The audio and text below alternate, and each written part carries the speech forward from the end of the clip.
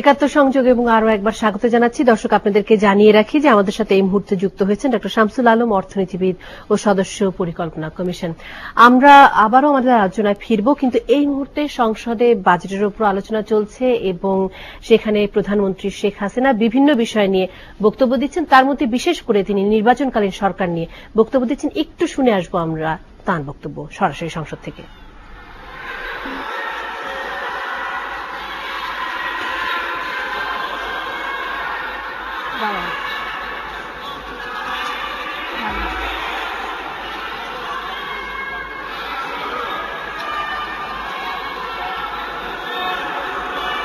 দেখাচ্ছি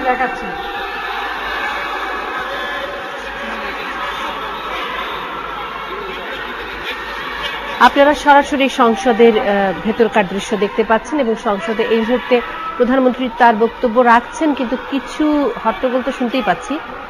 খুব সম্ভবত বিরোধী দলের নেতা নেত্রীরা তারা বিভিন্ন প্রতিক্রিয়া জানাচ্ছেন, সেটি দেখা যাচ্ছে।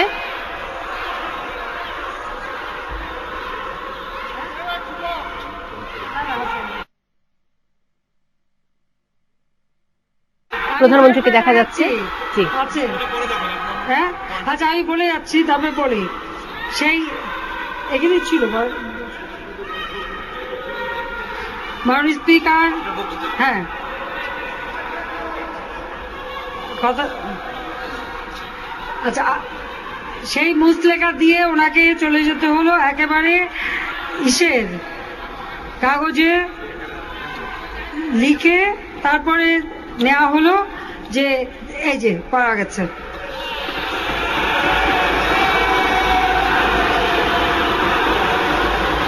মাননীয় স্পিকারটা তখনকার পত্রিকায় এটা উঠেছিল, একেবারে স্ট্যাম্প পেপারে লিখে পাঠিয়ে দেওয়া হলো। আমার কথা হচ্ছে, হ্যাঁ,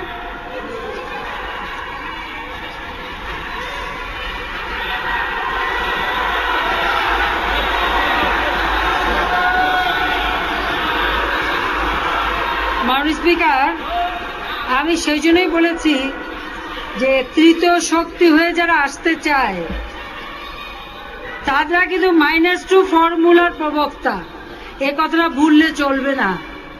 আর বিরোধী দল নেত্রীকে বলবো যে আপনার পাশে যিনি আছেন ওনার কিন্তু কোনো তালের ঠিক নেই, কোন দিক যান, এ ব্যাপারে একটু সতর্ক থাকবেন।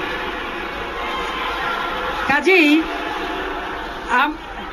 আপনিও অনেক কষ্ট করেছেন, আমরাও কষ্ট করেছি মাননীয় স্পিকার। কাজেই আমরা, কারণ কুমিল্লা একবার অ্যাক্সিডেন্ট, একটা কাহিনী বলি, কুমিল্লা একবার অ্যাক্সিডেন্ট হয়েছিল গাড়ি, আমরা গেছিলাম ওনাদের দেখতে, হাসপাতালে দেখলাম মধু সাহেব, তারপরে শাহিনা, এরা সবাই ছিল, আমি বিরোধী দলের নেত্রীকেও দেখে আসছিলাম। যখন চলে আসলো ঢাকায়, তারপরে দেখি উনি বাই বাই দিয়ে, বিরোধী দল নেত্রীকে বাই বাই দিয়ে এরশাদ সাহেবের সাথে চলে গেছে আমাদের মধু ছিল। সেই জন্য আমি বলছি যে যারা -2 ফর্মুলার প্রবক্তা, এই -2 ফর্মুলার প্রবক্তাদের আর যেন ক্ষমতায় আসতে না পারে, এই ব্যাপারেই সতর্ক থাকতে হবে। কাজেই গণতন্ত্র আছে, জনগণ ভোট দেবে। মাননীয় স্পিকার, যদি বিরোধী দল জনগণ তাদের যদি ভোট দেয় তারা ক্ষমতা আসবে, যাকে ভোট দেবে তাকে আসবে। অন্তত বারবার ইলেকশন নিয়ে আর যেন কোন রকম ঘটনা না ঘটে, অন্তত গণতন্ত্রের পথে একবার আমাদেরকে পা বাড়াতে হবে এবং আমাদের এগিয়ে যেতে হবে। এই গণতান্ত্রিক প্রক্রিয়া যেন থাকে, সেটাই আমরা বলবো। কাজেই এখন নির্বাচন কমিশন সার্চ কমিটি করে রাষ্ট্রপতি করে দিয়েছেন, আর্থিকভাবে তারা ইন্ডিপেন্ডেন্ট। কাজেই এখানে অবাধ নিরপেক্ষ নির্বাচন হয়, কাজেই সেই নির্বাচন যাতে হয় অবাধ নিরপেক্ষ, সেটাই। কারণ গণতান্ত্রিক বিধি ব্যবস্থা না থাকলে একটা দেশের অর্থনৈতিক উন্নতি হবে না। গণতান্ত্রিক ব্যবস্থা না থাকে দর্শক মণ্ডলী, আপনারা এতক্ষণ দেখছিলেন সরাসরি সংসদের ভেতর থেকে প্রধানমন্ত্রীর বক্তব্য, এবং তিনি গণতান্ত্রিক প্রক্রিয়াকে অব্যাহত রাখার কথা বলেছেন। আমরা এতক্ষণ যে আলোচনাটি করছিলাম যুক্তরাষ্ট্রের জিএসপি সুবিধা বাতিলের প্রভাব এবং অর্থনৈতিক ও রাজনৈতিক প্রশ্ন, আমরা সেই আলোচনায় ফেরত আসতে চাই। আমরা কথা বলছিলাম যেসব নিয়ে, আমি একটু ডক্টর শামসুল আলম, আপনি এইমাত্র যোগ দিয়েছেন আমাদের সাথে, আমি আপনার কাছে যেতে চাই। আমরা বিভিন্ন বিষয় নিয়ে কথা বলছিলাম, একটু যদি আমাদেরকে বলেন যে এই মুহূর্তে জিএসপি সুবিধা বাতিল নিয়ে তো বিভিন্ন ধরনের বক্তব্য আছে। কেউ বলছেন যে যেহেতু জিএসপি সুবিধার আওতায় বাংলাদেশের সবচেয়ে বড় যে খাত পোশাক শিল্প সেটি আসলে পড়ে না, সেক্ষেত্রে খুব বড় কোনো প্রভাব পড়বে না। আপনার কি মনে হয় সেরকম কোনো আশঙ্কাও আছে কিনা, বা আশঙ্কা নেই নাকি?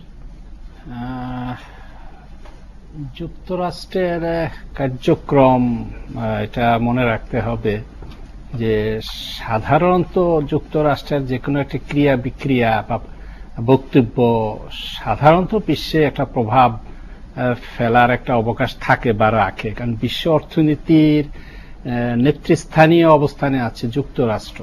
তো এটাকে অস্বীকার করা যাবে না যে তার কোনো প্রভাব পড়বে না। তবে এটাও সত্য যে বিশ্ব এখন অনেক বেশি কিন্তু তথ্য নির্ভর, তথ্য পেয়ে যায় যে কোনো মুহূর্তে। তো বাংলাদেশের অবস্থান, বাংলাদেশের প্রচেষ্টা, বাংলাদেশের সীমাবদ্ধতা পশ্চিম ইউরোপ সহ সারা বিশ্ব কিন্তু অবগত আছে, এটিও সত্য। বাংলাদেশের প্রচেষ্টা যদি গ্রহণযোগ্য হয় বা দেখে যে আপ্রাণ প্রচেষ্টা চালিয়ে যাচ্ছে, সেক্ষেত্রে তাৎক্ষণিক প্রতিক্রিয়া হয়ে যাবে এমনটা আমি মনে করি না। ডক্টর আলম, আপনি কি মনে করছেন যে বাংলাদেশ প্রাণান্তকর চেষ্টা চালিয়ে যাচ্ছে? প্রাণান্তকর না হলেও অবস্থার উন্নতি ক্রমাগতভাবে হচ্ছে, এটি মনে রাখতে হবে। এটি কিন্তু একটি বিশাল খাত। আমাদের রপ্তানি আয়ের 80% আসে 35 থেকে 40 লক্ষ সংগঠিত শ্রমিকের মধ্যে কাজ করে 5 থেকে 5,500 গার্মেন্টস এই খাতে রয়েছে। কাজেই এই খাতটি কিন্তু খুব ছোট খাত নয়। স্বাভাবিকভাবে আমাদের যে গভর্নেন্স ব্যবস্থা, শাসন ব্যবস্থা, আমাদের একথা তো সত্য যে আমরা খুব উচ্চ মার্গের শাসন ব্যবস্থা সর্বক্ষেত্রেই আমাদের নেই, কিছু আমাদের ঘাটতি আছে। তবে এক্ষেত্রেও সরকারের প্রচেষ্টা রয়েছে, এবং আমি মনে করি সরকারের চেয়েও বেশি হলো যারা এই শিল্পের সঙ্গে যুক্ত। যদিও জিএসপির প্রভাব বা জিএসপি থেকে যে আমাদের রপ্তানি আয় হয়, তাতে জিএসপির যে অংশ সেটা খুবই কম, মাত্র $24 মিলিয়ন রপ্তানি। 5.5 বিলিয়ন রপ্তানি আয়ের মধ্যে মাত্র 24 মিলিয়ন যুক্তরাষ্ট্রে আমরা জিএসপি সুবিধা দ্বারা আমরা পেয়েছি। তো অঙ্কের হিসাবে বিষয়টি যে খুব বড় তা নয়। আর যে কথাটি আপনি বললেন যে আমাদের নিজস্ব শ্রমিকদের স্বার্থেই আজকে আমরা একটা পরিণত অবস্থায় এসেছি, দ্বিতীয় বৃহত্তম রপ্তানিকারক গার্মেন্টসে। এখন আমাদের প্রায় আজকে 3 যুগ হলো এই শিল্পে আমরা আছি। এখন কিন্তু এই অভিযোগগুলো আমাদের না শোনারই কথা। আমাদের প্রশাসনিক, আমাদের শাসনিক দুর্বলতা আছে, কথা অস্বীকার করা যাবে না। তবে একথাও সত্য, এ ব্যাপারে যারা এই শিল্পের সঙ্গে যুক্ত, যারা বড় রকমের আয়ের দ্বারা করেন, দেশ আয় পাচ্ছে ঠিক, তো বিজিএমইউকে আমি অনুরোধ করব তারাও এই বিষয়টাতে পর্যবেক্ষণ, তারা এই বিষয়ে ঐক্যবদ্ধ কর্মসূচি তাদের নিতে হবে, একথা ঠিক। আমরা এই বিষয়গুলো নিয়ে কথা বলেছি। এর মধ্যে আমরা একটু জনাব আনিসুল হকের কাছে যেতে চাই। জনাব আনিসুল হক, আপনি এতক্ষণ শুনছেন যে প্রসঙ্গগুলো নিয়ে আলাপ হলো। একটি বিষয় সেটি হচ্ছে যেটি কাজী ইফতেখার হোসেন বলছেন যে যে মূল্যে আসলে দর কষাকষিটা করা হয় তাতে করে মালিকদের পক্ষে সম্ভব যে ধরনের শর্তগুলো আরোপ করা থাকে ক্রেতাদের পক্ষ থেকে। আপনি এটির সাথে একমত কিনা, এবং সেটি যদি হয়ে থাকে তাহলে আসলে দায়টি কার? আমি শুনেছি ইফতেখার সাহেব বাইং হাউস অ্যাসোসিয়েশনের প্রেসিডেন্ট, ওনার কাছে ন্যাচারালি অনেক ইনফরমেশন থাকে, বিভিন্ন ক্রেতাদের নিয়ে করেন। তবে আমরা যারা ম্যানুফ্যাকচারিং করি, উনি একটি জিনিস বলেছেন, আপনি যদি খেয়াল রাখেন যে 30% ফ্যাক্টরিগুলো ব্র্যান্ডেড, মানে একটু বেটার দামে করে, ব্র্যান্ডই যখন করে একটু বেটার দামে করে, তার মানে 70% ফ্যাক্টরিগুলো সেভাবে সে দামে করতে পারে না। তাছাড়া উনি ইনফ্রাস্ট্রাকচার কস্টের কথা বলেছেন, ব্যাংকিং কস্টের কথা বলেছেন। আমরা কিন্তু যে সব ফ্যাক্টরি ভালো বেতন দেয় না, সব ফ্যাক্টরি মিনিমাম ওয়েজ দেয় না, একেবারে এই সেক্টরকে যত্ন নেওয়া হয় না, আমি কিন্তু এর সঙ্গে একমত না। আজকে থেকে 4 বছর আগের স্মৃতিতে যদি যান, তখন দেখতেন একটা সমস্যা ছিল যে অমুক ফ্যাক্টরিতে বেতন হয় না, প্রসূতি ভাতা হয় না, ওভারটাইম হয় না, ইত্যাদি ইত্যাদি। এই কমপ্লেন কিন্তু আজকে নেই। আজকে কোনো ফ্যাক্টরির পক্ষে 7 দিনের জায়গায় 10 দিন বেতন না দিয়ে চালানো খুব মুশকিল। যদি 4000 বা 5000 বা 3000 ফ্যাক্টরি চলে, 3টি ফ্যাক্টরিও সে ধরনের রেকর্ড নেই। আজকে আপনি শিশু শ্রমিক রেখে চালাবেন, সেটা সম্ভব না। কিন্তু গোড়ায় যে প্রবলেমটি আছে, এই যে আজকে আপনি একটি প্রশ্ন করেছেন, শুনেছি যে এই পরিবেশের দায়িত্ব কার।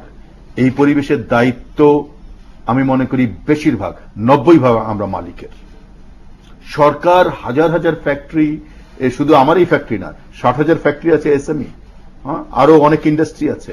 একটি সরকারের পক্ষে এত ইন্ডাস্ট্রিকে সামাল দেওয়া সম্ভব না। সুতরাং প্রাথমিকভাবে এবং মানে প্রাইমারিলি অলসো, মানে সমষ্টিগতভাবে দায়িত্ব আমাদের।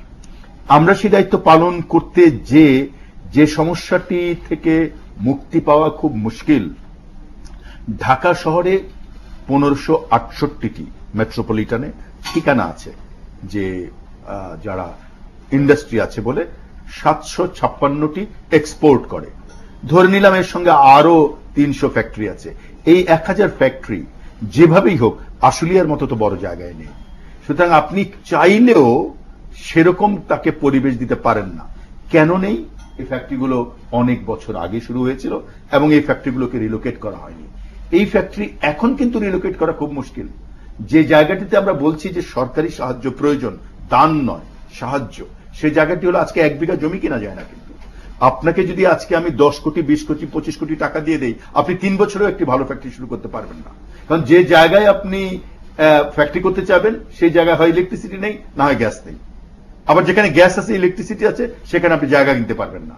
সুতরাং এই যে বেসিক ইনফ্রাস্ট্রাকচার, এটাকে যদি আমরা চেঞ্জ না করতে পারি, মানে সেটির দায় কি সরকারের উপর না, বর্তায় কিনা? সেটির দায় সরকারের না। আজকে কিন্তু চাইলে আপনি যদি বলেন কালকে 10 জন ফ্যাক্টরি বন্ধ করে দিল, সেটা কি সলিউশন? সেটা কিন্তু সলিউশন না। চাইলেই ফ্যাক্টরি বন্ধ করা যায় না। একটি ফ্যাক্টরি 1700 লোক এই লালবাগে, সেই ফ্যাক্টরিটি মালিক এবার নিজে থেকে বন্ধ করে দিয়েছেন। সেই 1700 লোককে অন্য জায়গায় নেওয়া যায়নি। কিন্তু আপনি যেটি বলছেন যে অবকাঠামোর যে সামগ্রী, অবকাঠামোর যে সমস্যা, এই সমস্যা কিন্তু গার্মেন্টস ফ্যাক্টরির মালিক সমাধান করতে পারবে না। গার্মেন্টস ফ্যাক্টরির মালিক ফ্রি জায়গা খুঁজছে না।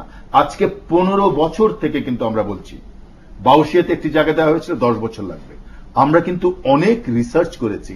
এই যে আজকে আমরা দেখছি এখানে পিআরআই এর আহসান মনসুর সাহেব আছেন, তিনি 1 মাস আগে একটি তার সেই প্রতিষ্ঠানের ব্যানারে একটি সেমিনার করেছেন। এই অনেকগুলো সেমিনার হয়েছে, সেখানে আমরা দেখেছি যে খুব স্পেসিফিক বলা হয়েছে যে এটা কালকে সমাধান সম্ভব নয়।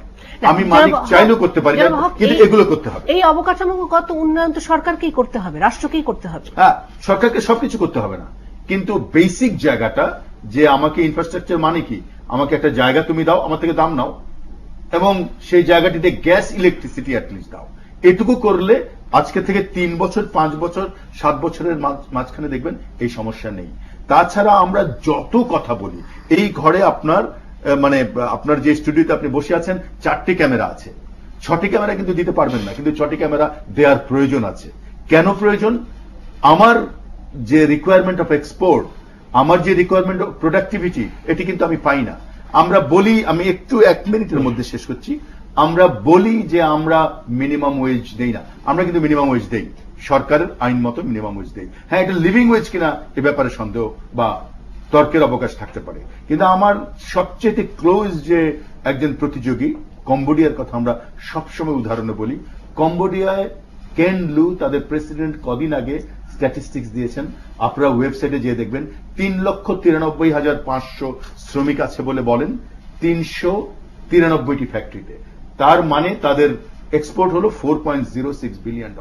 তার মানে পার শ্রমিক তাদের এক্সপোর্ট হলো $12,070। সেখানে আমার 40 লক্ষ শ্রমিক 20 বিলিয়ন করে, মানে আমার শ্রমিক তার মাথা পিছু এক্সপোর্ট $5,000। তার মানে 1/3 এর কাছাকাছি। কারণ কি?